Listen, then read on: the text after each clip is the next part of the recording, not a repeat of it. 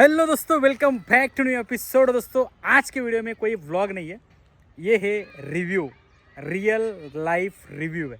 जी हाँ दोस्तों, मेरे पीछे आपको एक गाड़ी दिख रही है, ये है भाई मेरे पीछे इंट्रा V70, जिसके बारे में हम लोग बहुत वीडियो में बात कर चुके हैं। और आज फाइनली भाई बहुत दिनों के बाद मैं इसका रियल रिव्यू डालने वाला हूँ, जो कि रहेगा इसका ओवरऑल पूरा फीडबैक। उसके बाद में जो ओनर है, ओनर से भी आपको फीडबैक मिलेगा, जो कि पूरी रियलिटी आपको समझ में आएगी। और हाँ दोस्तों, पहले ही बता दूँ, डिस्क्लेमर दे दूँ, इस गाड़ी के बारे में जो भी मैं बुराइयाँ बताऊँगा, जो भी पॉजिटिव बताऊँगा ना, ये सिर्फ आपके एजुकेशन के लिए। कोई भी कंपनी के बारे में मेरा कोई पर्सनल हेट नहीं है। मेरा काम है आपके सामने सच्चाई रखना। इवन अगर ये वीडियो टाटा को भी अगर गलत लगे तो मैं सिर्फ उनको एजुकेशन के लिए बता दूं कि आपकी की कितनी फेल टेक्नोलॉजी है, हाँ फेल इंजीनियरिंग। टाटा कंपनी ने इस गाड़ी के पीछे कितनी फेल इंजीनियरिंग यूज़ करी ना, उसके बारे में हम लोग आज बात करने वाले हैं। वीडियो एंड तक ज़रूर देखना। जो भी बंदा इंट्रा सेगमेंट की कोई भी गाड़ी लेना चाहता है तो रुकिए, वेट करिए, पूरा वीडियो देखना, उसके बाद में डिसीजन लेना। तो चलिए बिना किसी टाइम पास की वीडियो शुरू कर दे। पहली बार देख रहे हो तो लाइक जरूर कर देना, सब्सक्राइब जरूर कर लेना। दोस्तों अपने चैनल पे वैसे तो व्लॉग देखने को मिलते हैं, पता नहीं मैं किस चैनल पे वीडियो डालूंगा, व्लॉग भी डालूंगा या फिर मेरे ये मेन चैनल पे देख रहे हो, बट डालूंगा ज़रूर। तो एंड तक जरूर देखना। आप आज हम लोग करने वाले इंट्रा V70 का रियल लाइफ रिव्यू। बहुत सारे लोग रिव्यू बनाते जो कि नई गाड़ी रहती, शोरूम में जाते और कुछ भी उसके सारे पॉजिटिव पॉइंट बता देते, पर उनको रियल मतलब जो ड्राइवर फेस करता है ना, वो चीज़ें पता नहीं होती, तो वो बता नहीं पाते। और फिर हम लोग जाते गाड़ी ले लेते, फिर उसके बाद में हमारा पैसा तो लग जाता, बाद में पता चलता है कि इसमें ये कमी थी। तो वही कमियाँ मैं इस गाड़ी में आपको बताने वाला हूँ। जो भी इंजीनियरिंग फेलोर है टाटा की तरफ से, वो मैं आपको बताने वाला हूँ। तो एंड तक ज़रूर देखना, जो कि मैं इस वीडियो में बहुत सारी चीज़ें रिवील करने वाला हूँ इसके बारे में। तो चलिए शुरू करते हैं। पहले तो दोस्तों बात कर लेते इसके डिज़ाइन के बारे में, फ्रंट लुक के बारे में। इसका जो भी कैबिन आपको दिख रहा है ना, टाटा V10 से लेके V10, V20, V30, V50 और V1, V70 जो कि ये मॉडल है। इसका बैजिंग देख सकते हो इधर, V70 लिखा है, ठीक है, V70। तो ये है नॉन AC वेरिएंट, ठीक है। और इसका और V10 से लेके V70 तक का कैबिन डिज़ाइन में 1 इंच या फिर 1 mm का भी कुछ भी चेंजेस नहीं है। हाँ, एक चेंजेस आपको देखने को मिलेगा, जो कि चेंजेस है दोस्तों इसका ये फुट स्टेप, ये जो दिख रहा ना आपको, ये वाला चीज़ है, ये दिख रहा ना आपको ऊपर गाड़ी में चढ़ने के लिए। और वो भी क्यों है, क्योंकि V50 से लेके V70 तक जो टायर डिज़ाइन है, मतलब टायर साइज़ है, वो ज़्यादा होने के कारण, मतलब बड़ा होने के कारण इसका ग्राउंड क्लियरेंस ऊपर ऊंचा जाता है, तो गाड़ी में चढ़ने के लिए कंफर्टेबल हो, इसलिए ये चीज़ दी है, ये चेंजेस है, ठीक है। उसके बाद में आपको बता दूं ओवरऑल जो इसकी जो लंबाई है, ये जो मॉडल है V70, इसका 10 फीट लंबाई है। अभी जो गाड़ी मिल रही है आपको, उसमें जो GVW आएगा वो बढ़ के आएगा। ये गाड़ी ये 1700 किलो पास करती है। और इसी मॉडल में अभी जो टाटा इंट्रा V70 गोल्ड जो निकली है, वो 2 टन की पासिंग के साथ आती है। हम उन गाड़ियों के बारे में बात नहीं करेंगे, हम आपको देंगे इस गाड़ी का रियल लाइफ रिव्यू, जो कि होने वाला है दोस्तों। इसमें जो इंजीनियरिंग फेलोर है और इसमें जो मेंटेनेंस की जो बातें हैं, वो मैं आपको बताने वाला हूँ। सबसे पहली बात तो दोस्तों इसके बॉडी कंफर्ट के बारे में बात करेंगे। बॉडी कंफर्ट मतलब कि इतनी बड़ी गाड़ी जब आप लेते हो, आप लाइन पे चलने के लिए लोगे, तो इसमें चाहिए ड्राइविंग कंफर्ट। तो ड्राइविंग कंफर्ट इसमें जीरो है, जीरो ड्राइविंग कंफर्ट है। वो क्यों, पॉइंट टू पॉइंट बताता हूँ। तो दोस्तों ये है इसका केबिन, और केबिन में अगर आपको दिखाऊँ, इसमें ड्राइवर प्लस एक बंदा, को ड्राइवर, 2 बंदे बैठ सकते हैं, ये 1.7 मॉडल होने के बावजूद भी। और जो केबिन स्पेस है V10 से लेके V70 तक टाटा ने सेम इतना ही रखा है। पहले बात कर ले दोस्तों, ये जो मैंने आपको कैबिन कंफर्ट के बारे में बता दिया। अभी ये जो केबिन बनाया है आफ्टर मार्केट बना है, जो कि अगर इसमें 2 सीट लगे रहते, जो कि उस साइड में सेम ऐसा ही सीट रहता है, ठीक है, जो कि बिल्कुल भी कंफर्टेबल नहीं है। जो भी लोग इंट्रा यूज़ करते हैं ना, उनको पता है भाई, ठीक है। कुछ दिन के बाद आपको ये क्वेश्चन दब जाएगा, इसमें जो रॉड है वो आपके बम पे चुभेंगे, और उसके बाद में आपको अगर ये ऐसा बना के लेते हो तो आपको थोड़ा सा कंफर्टेबल लग जाएगा। उसके बाद में बात कर ले दोस्तों, ये जो हैंड ग्रिप है, ये हैंड ग्रिप अभी बहुत सारे लोग सोचेंगे कि ये क्यों दिया है, कि इसको गाड़ी में चढ़ने के लिए दिया है, ठीक है। मतलब कि इधर आपको पैर रखना है, इसके बाद में इधर आपको हाथ रखना है, और फिर उसके बाद में आपको ऐसे गाड़ी के अंदर में बैठना है, ठीक है। अभी गाड़ी के अंदर बैठने के बाद सबसे ज़रूरी और सबसे मतलब कंजेशन जो लगता है ना, वो क्या लगता है मैं आपको बता देता हूँ। जैसे ये हैंड ग्रिप इधर दिया है, टाटा का फेल इंजीनियरिंग में आपको बताता हूँ, ये हैंड ग्रिप इधर दिया है, उसके बाद में दूसरा हैंड ग्रिप इस साइड में दिया है, जैसे ये इधर है, ठीक है, वैसे इस साइड में दिया है। तो हम लोग इसको मान सकते हैं कि चढ़ने के लिए टाटा ने दिया है। तो ये जो फेल इंजीनियरिंग में बोल रहा हूँ ना, ये मैं एक्चुअल में दिखा देता हूँ। जब भी कोई बंदा मान लो इधर बैठता है, बाजू में बैठा, ऑब्वियसली वो ग्रिप यूज करेगा। कैसे मालूम है क्या? चलते टाइम, क्योंकि जब वो बंदा इधर बैठता है ना, वो अपना हाथ इधर रखता है, ऐसा हाथ रखता है, ठीक है। ऐसा हाथ रखने के बाद जो ड्राइवर है, जो इधर बैठा है, किधर, इस सीट पे, वो बंदा ऐसा बैठा है ड्राइवर, ठीक है। और जो बाजू में जो बंदा बैठा है, उसने ऐसा ये पकड़ लिया। तो जो ड्राइवर है उसका जो विजन है लेफ्ट साइड का मिरर का, देखो ये लेफ्ट साइड मिरर है, ये देखो ये लेफ्ट साइड मिरर है ना, जब कोई बंदा इसको पकड़ता है ना, तो जो व्यू है लेफ्ट साइड का वो ब्लॉक हो जाता है। सबसे पहला वाला जो ये प्रॉब्लम वो मैंने आपको बता दिया। जब भी कोई बंदा उधर हाथ रखता है ना, तो वो विजन ब्लॉक हो जाता है। तो ड्राइवर को उसको बार बार बोलना पड़ता है कि हाथ निकाल दे भाई। ये हो गया पहला वाला। उसके बाद में दूसरे तरफ जाते हैं। देखो दोस्तों, हम लोग जब लॉन्ग ड्राइव करते हैं, मतलब कि लंबी दूरी पे गाड़ी चलाते हैं, तो हम लोग ऐसे बैठते हैं। तो अपना पोस्चर ऐसा होता है, ठीक है, पोस्चर ऐसा होता है। उसके बाद में आपने पिकअप अगर चलाई होगी तो आपको पता होगा, जब भी आप पिकअप चलाते हो तब सबसे बड़ी कमजोरी में बता देते हो, अनकंफर्टेबल लगता है। क्या मालूम इस गाड़ी में, देखो आप जब इंट्रा चलाते हो ना, तो आपको ऐसा हाथ रख के इधर कंफर्टेबली आप रख नहीं सकते। ऐसे आप ट्राई करना, जिनके भी पास इंट्रा है ना, जिनके भी पास इंट्रा है, वो ऐसे हाथ रख के गाड़ी चला के दिखाओ। टाटा ने ये चीजें जो है ये नीचे दिया होता ना, ऐसा देखो आप ऐसे नहीं रख सकते। ऐसे रख के ये देखो, ऐसे रख के आप गाड़ी नहीं चला सकते, जो कि महिंद्रा पिकअप में ऐसे आप रख सकते हो। ऐसे रख के आप गाड़ी ऐसे चला सकते हो, जो इसमें नहीं कर सकते, ठीक है। ये मतलब ये सेकंड पॉइंट है जो मुझे लगा, मैंने ऑब्जर्व किया वो चीज़ है। दूसरी चीज़ अभी देखना दरवाजे के बारे में। टाटा ने क्या किया है ना, इसका जो दरवाजा है, ये देखो, एक सेकंड में नीचे उतर दो। इसका जो दरवाजा है ना भाई, इसका दरवाजा इतना बड़ा दिया है। टाटा क्या कर सकती थी, इसको छोटा, इसको ये जो साइज़ है ये बहुत छोटा दिया है, इसको बड़ा कर सकती थी, जैसे कि महिंद्रा में। अभी दोस्तों आप लोगों को प्रैक्टिकल करके दिखा देता हूँ। मैं अपनी पिकअप में हूँ, ठीक है, पिकअप में हूँ। जब मैं गाड़ी चला रहा हूँ, ये देखो, मैं आराम से ऐसे में ड्राइव कर सकता हूँ, ऐसे इधर हाथ रख के। और इंट्रा में बैठने के बाद हाथ ऐसे जाता है, कैसे, ऐसे। और जब ऐसे हाथ रहता है ना, तो अनकंफर्टेबल लगता है। ये दूसरी चीज हो गई, ठीक है। और उसमें और कौन सी चीज है ना, वो मैं आपको बता देता हूँ, जो कि आपको मैंने बताया मिरर का।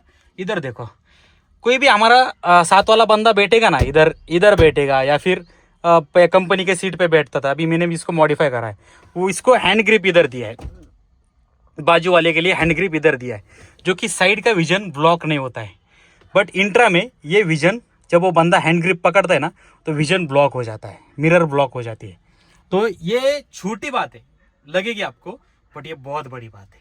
अभी आगे बढ़ते हैं दोस्तों। बात करें टाटा की जो गियर मैनेजमेंट सिस्टम है, जिसको बोला जाता है कि देखो बीप बजती है, जब गियर चेंज करना हो तो बीप बजती है। उससे बोला गया है कि डीजल बचेगा, आपका एवरेज अच्छा देगा, ठीक है।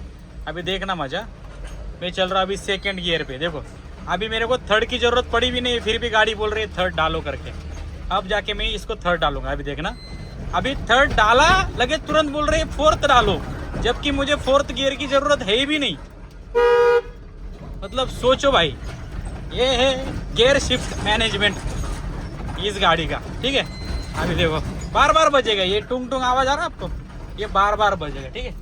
मतलब यही है, इसके बारे में मुझे बताना था, इसलिए अभी गाड़ी में अभी चला रहा हूँ। और जो सबसे बड़ी दोस्तों चीज़ है वो है मेंटेनेंस के बारे में। अगर मेंटेनेंस के बारे में बात करें, आपको जो मेरी पिकअप दिख रही है ना, ये जो मिरर है, ये मिरर आता है लगभग 200 से 250 रुपये के अंदर। कंपनी का ओरिजिनल, महिंद्रा का ओरिजिनल मिरर आता है 200 से 250 रुपये के अंदर। और इसके ओवरऑल जो भी पार्ट्स हैं ना, आपको कभी भी किधर भी जाओ अवेलेबल मिलेंगे। भले ये गाड़ी नई है, ये सेगमेंट इंट्रा के बाद में आया है भाई। ये BS6 Mahindra Bolero city pickup जो है ना, मैक्स सीरीज़ इंट्रा के बाद में आया है, ठीक है। फिर भी इसका जो भी आपको पार्ट्स है ना, और वैसे भी इसमें जो मिरर बैठते हैं ना, ये पुराने पिकअप के भी मिरर इसमें आप लगा सकते हो। 2 टन का जो पिकअप आया है उसमें बड़ा मिरर लगता है, वो मिरर भी आप इसमें छोटे में गाड़ी में लगा सकते हो। मतलब कि इतना उन्होंने सिस्टमेटिकली बनाया है, इंजीनियरिंग किधर भी महिंद्रा की फेल नहीं है। अभी बताते हैं इंट्रा के बारे में। दूसरी चीज़ दोस्तों, इंट्रा के बारे में दूसरी चीज़ बता देता हूँ। जब भी आप इस गाड़ी को EMT में चलाओगे, अगर कोई ऐसी खोखली जगह है, उबड़ खाबड़ जगह है, इसके टायर जो है ना, वो इतने स्लिप मारेंगे, या फिर कभी कभार क्या होता है गाड़ी अनबैलेंस हो जाती है। अनबैलेंस मतलब कि ऐसे नहीं, जब भी मान लो आपका एक पहिया ऊपर हो गया, ऑब्वियसली आपको पता है डिफरेंशियल कैसे काम करता है। जब कोई अगर एक पहिया ऊपर हो और एक पहिया ज़मीन को टच हो, जो पहिया ऊपर है ना वही घूमता रहेगा, बाकी का जो ज़मीन पे जो पहिया टच है वो घूमेगा ही नहीं। तो ये गाड़ी मान लो कि इधर आप ख़राब रोड पे चलाओ, जैसे ऐसे रोड पे भी अगर चलाओ ना, ऊपर नीचे हो जाए ना तो ये लॉक हो जाता है, मतलब कि ऊपर के ऊपर घूमता है। वैसे पिकअप का नहीं होता है, पिकअप का बैलेंस करके चलता है, अगर ऊपर हो जाए तो वो अपने आप बैलेंस हो जाता है, ठीक है। ये दूसरी चीज़ है। और बात कर रहा था दोस्तों मैं मेंटेनेंस के बारे में, जैसे कि मैंने आपको एग्जांपल दिया मिरर का। ये देखना, अभी ये मतलब बहुत ही सिंपल सी चीज़ है जो टाटा कर सकता था बट नहीं करी टाटा ने, ठीक है। अभी ये टाटा का मिरर है, ध्यान से देखना, अभी ये फट गया है। अभी इसको लगाया क्यों नहीं पता है आपको? इसको लगाया क्यों नहीं है? क्योंकि जब आप इस टाटा का मिरर आप लेने को जाओगे ना, आपको ये पूरा लेना पड़ेगा, ये सेटअप, ये इधर से लेके इधर तक ये पूरा लेना पड़ेगा। ये पूरा खुलेगा और पूरा फिट होगा।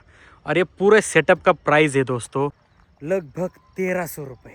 1300 रुपये का ये मिरर है, और इसके लिए भी आपको अवेलेबिलिटी नहीं है। आप अगर शोरूम में किधर लेने को जाओ ना तो इसके पार्ट्स अवेलेबल नहीं मिलेंगे। तो दोस्तों अभी हमारे साथ में ना गाड़ी के ओनर है, वो आपको सारी चीज़ें बताएंगे, मेंटेनेंस के बारे में बात करेंगे, और रिसेंटली उन्होंने जो मिरर का मैं आपको बोला ना उसके बारे में बात करेंगे। अभी ओनर से मिला था, तो ये है हमारे आदित्य भाई। तो आदित्य भाई 2-4 सवाल पूछूंगा मैं आपको आपके गाड़ी के बारे में। दो सवाल, तो आपको मैं 2 सवाल पूछूंगा आपके गाड़ी के बारे में। आपने हाँ 2 ही पूछूंगा, 2 ही ज्यादा नहीं पूछूंगा, मुझे पता है आप बताओगे मैंने, ठीक है। ये जो आपने मिरर लिए रिसेंटली, आपका मिरर फटा था, तो वो कितने में खर्चा है आपको? वो 1317 रुपए लगे। 1317 रुपए फिटिंग के साथ में? 1200 रुपए मिरर का, ओके, और 170 रुपए बिठाने का। 170 रुपए बिठाने का, 100 रुपए बिठाने का, 70 रुपए कुछ तो उनका क्या था, ओके। GST उसके बाद में और आपने क्या क्या पार्ट्स पे काम किया कुछ और? स्टीयरिंग रॉड लिया था 7500 का। 7500 का स्टीयरिंग रॉड सिर्फ? स्टीयरिंग रॉड नहीं मिल नहीं रहा था, मिल नहीं रहा था। मिला अपने को। तो वैसे आपको पार्ट्स वगैरह अवेलेबिलिटी कैसे लगती है? नहीं है, बिल्कुल भी नहीं है। और दूसरी चीज वो लाइनर विनर के बारे में बात पिछले टाइम। लाइनर मतलब इसका ये 4000 का तो यही है, ब्रेक पैड है हाँ, आगे वाला पीछे जोड़ी? हाँ पीछे का नहीं गया अभी तक। बाप रे, नहीं, मतलब जोड़ी नहीं, ये एक साइड का 4000 का, दोनों साइड का 8000 का। 8000 लगे मेरे को चेंज करने के लिए। बाप रे, ऑडी मर्सिडीज का भी था? वो भी मिल भी नहीं रहा था, मिल नहीं रहा था, इस गाड़ी का लगाया उसको। बाप रे, मतलब 2-3 चीजें बताई जो इतनी महंगी है। नहीं, बहुत महंगा है, बहुत महंगा है ना। मतलब आप क्या बोलना चाहोगे जो नई गाड़ी लेने की सोच रहा है? आपका खुद का बिजनेस है बराबर, तो आपको चल जाता है, आपका इनकम अच्छा हो जाता है। अगर ये गाड़ी किसी ने अगर धंधे के लिए ली, मतलब मार्केट में चलने, जमीन बेचने के लिए तैयार है जो हफ्ते भरने के लिए हफ्ता भरने एक आध गुंटा बेच के, 1 घंटे से भी काम नहीं होगा ना, क्योंकि इसका हफ्ता भी तो उतना तगड़ा आता है, 22-23 हजार। इसका मेरा 20,000 आता है। आपका 20,000 हफ्ता है। कितने साल का लोन बचा है अभी? अभी मेरा 3 साल का है। और 3 साल के अंदर गाड़ी ने आपको क्या क्या काम दिया? आपका इंजन का भी काम निकला था ना? वो तो 6 महीने में निकला था। 6 महीने में काम निकला था। कितना खर्चा है वो वारंटी में? 1 लाख कुछ तो लगाया था उन्होंने। टर्बो खराब हुआ था, वो 68,000 का कुछ तो था। इंजेक्टर चेक करने का अलग से था 10-15 हजार रुपए, ऐसा करके वो 1 लाख तक गया था। पर वो वारंटी में हुआ? नहीं, वो वारंटी में होता। वारंटी मतलब जो है वो बताने का मतलब वारंटी में होता। अगर आउट ऑफ वारंटी होता तो फिर वो आपको पूरे जब से भरने पड़ते, मतलब EMI और बाकी फिर ये सब खर्चा हो जाता था। नहीं, फिर उसको वो टाइम पे भी ना मेरा खुद का 60-70 हजार रुपए गया वो पीरियड में। और कितना टाइम लगा वो पूरा काम होने में? पूरा लगभग 1.5 महीना लगा था, 1.5-2 महीना लगा था। जिस दिन गाड़ी बंद हुआ था, शोरूम में दिया था हमने अहिल्या नगर में, तो उस डेट से बराबर 1 महीना वो शोरूम पे था। कुछ रिस्पांस नहीं था, कुछ समझ में नहीं आ रहा था उन लोगों को। ओके। फिर बाद में यहाँ पे लेके आए पूना में, तो उन्होंने 15-20 दिन में ठीक करके दे दिया। उनको भी 15-20 दिन लगा, पर उस टाइम पे मेरा एक तो इसका EMI गया, 2 EMI जेब में से गया, मतलब वो तो खर्चे फालतू खर्चा पकड़ लो। 40,000 गया। और मेरा गोडाउन पे मेरे को डिलीवरी के लिए गाड़ी लगता था, तो कई बार आपको मैंने भी भाड़ा मारा है। आपने भी भाड़ा मारा, मतलब लगभग वो 30-40 हजार के ऊपर वो गया मेरा। मतलब मेरा घर बैठे 80-90 हजार रुपए फालतू में गया। अगर गाड़ी चालू रहता, EMI रहता, तो मेरे को कोई प्रॉब्लम नहीं था, वो तो जाने ही वाला था 40,000। पर गाड़ी खड़ा हो। और ये बात अच्छा हुई कि आपकी वारंटी में काम हुआ, ये तो वो भी जेब से जाता। हाँ, वो भी जेब से। फिर तो 2 लाख का चुना लगा। 2 लाख का चुना लगता। चलो धन्यवाद। तो दोस्तों मैंने सारी चीजें आपको बता दी भाई। ये वीडियो मैंने बताया ना सिर्फ आपके इन्फॉर्मेशन के लिए। बहुत सारे ऐसे लोग हैं जिनको गाड़ी सिर्फ नई लेने के टाइम में ना उनके मन में एक जुनून रहता है कि भाई नई गाड़ी आने वाली है। उनको इन चीजों के बारे में पता नहीं होता है कि कंफर्ट क्या होता है, रियल जो मतलब बोलते हैं ना कि मैकेनिकल गलतियां क्या हो सकती है। बाबा एक हाथ के वजह से आपका विजन ब्लॉक होने के बाद, मिरर ना दिखने के बाद क्या हादसा हो सकता है, ये सारी चीजें मद्देनजर रखनी चाहिए, ठीक है। और गाड़ी जब कोई भी कंपनी बनाए ना तो उसके बारे में एक चीज ध्यान में रखना है आपको, मेंटेनेंस, आपका मेंटेनेंस कम से कम हो। नहीं तो फिर भाई गाड़ी हर कोई जो बंदा लेता है ना टेम्पो सेगमेंट, वो धंधे के लिए लेता है, जब खुद का बिजनेस चले। और अगर ऐसे में अगर आपके खर्चे निकलते रहे तो फिर आपका क्या ही बिजनेस चलेगा। इसके लिए मैंने ये सारी चीजें बताई। तो आपको वीडियो कैसा लगा एक बार बताना जरूर। तो बाकी कंफर्टेबल तो गाड़ी नहीं इंट्रा लगी, क्योंकि मैं उसको लेके चेन्नई गया था, सोने के लिए कंफर्टेबल है ही नहीं भाई इंट्रा गाड़ी। जो इंट्रा वाले आप कैसे सोते हो एक बार वीडियो जरूर शेयर करना। कोई भी पर्सनल हेट नहीं है मुझे कंपनी की तरफ से भाई, जो भी चीजें मुझे लगी मैंने बता दी। जो भी ओनर ने जो खर्चा किया है खुद ओनर ने बताया, हमारे पास बकाया उसके प्रूफ है, बिल से, मिरर के। अभी आपको क्या लगता है एक बार कमेंट करके जरूर बताना। मिलते हैं दोस्तों।